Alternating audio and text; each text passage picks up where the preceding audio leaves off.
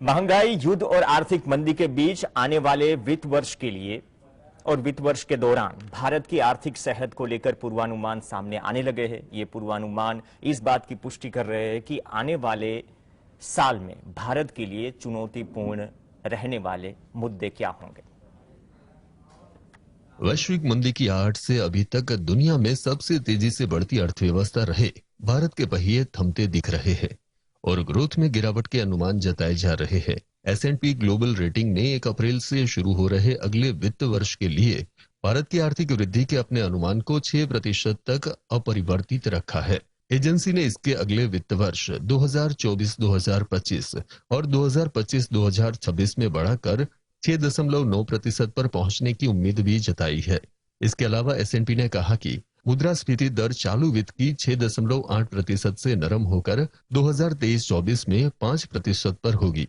वहीं भारत की जीडीपी वित्त वर्ष 2022-23 में 7% की दर से बढ़ेगी, लेकिन 2023-24 में ये कम होकर 6% पर आ जाएगी। इसमें कहा गया कि 2024-26 में भारत की औसत वृद्धि दर 7% होगी। इसके बाद 2024-2025 और 2025-26 में जीडीपी के 6.9% की दर से बढ़ने का अनुमान है। 2026-27 के लिए ये 7.1% होगी। रेटिंग एजेंसी ने कहा कि भारत में अर्थव्यवस्था को परंपरागत रूप से घरेलू मांग प्रभावित करती रही है, हालांकि बाद में ये वैश्विक चक्र के प्रति अधिक संवेदनशील हो गई है। ब्यूरो रिपोर्ट जी।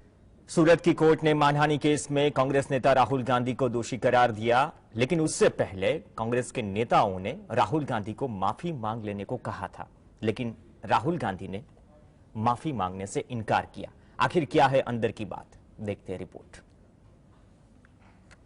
सूरत की कोर्ट ने मानहानि केस में कांग्रेस नेता राहुल गांधी को दोषी करार दिया। उससे पहले कांग्रेस के नेताओं ने उन्हें माफी मांग लेने को कहा था, लेकिन राहुल गांधी ने इनकार कर दिया था। कांग्रेस नेताओं ने एयरपोर्ट और कोर्ट में प्रवेश से पहले 2 बार राहुल माफी मांगने को तैयार हो जाए ऐसी कोशिश की थी, लेकिन राहुल गांधी ने नेताओं को मना करके आगे बढ़ गए थे। राहुल गांधी की जमानत लेने वाले कांग्रेस नेता हसमुख देसाई ने इस बात का समर्थन किया। हसमुख देसाई के मुताबिक पूरी कार्यवाही 40 मिनट के करीब चली थी।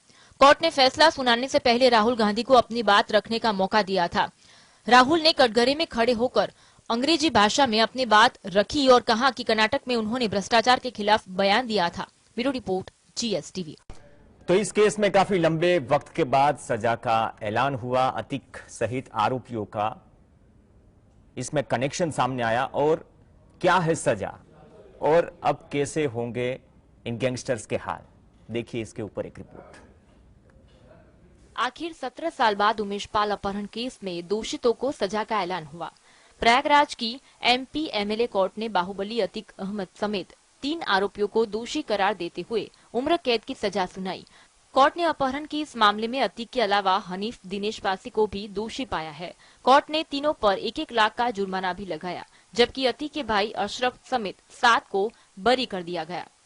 उमेश पाल अपहरण केस में कुल 11 आरोपी थे। जेल से कोर्ट परिसर में कड़ी सुरक्षा के बीच लाए गए अतीक को जज के सामने पेश किया गया। इस दौरान कोर्ट परिसर में अतीक को फांसी दो के नारे भी लगते सुनाई दिए। भारी संख्या में पुलिस बल की मौजूदगी रही। Bureau report GS।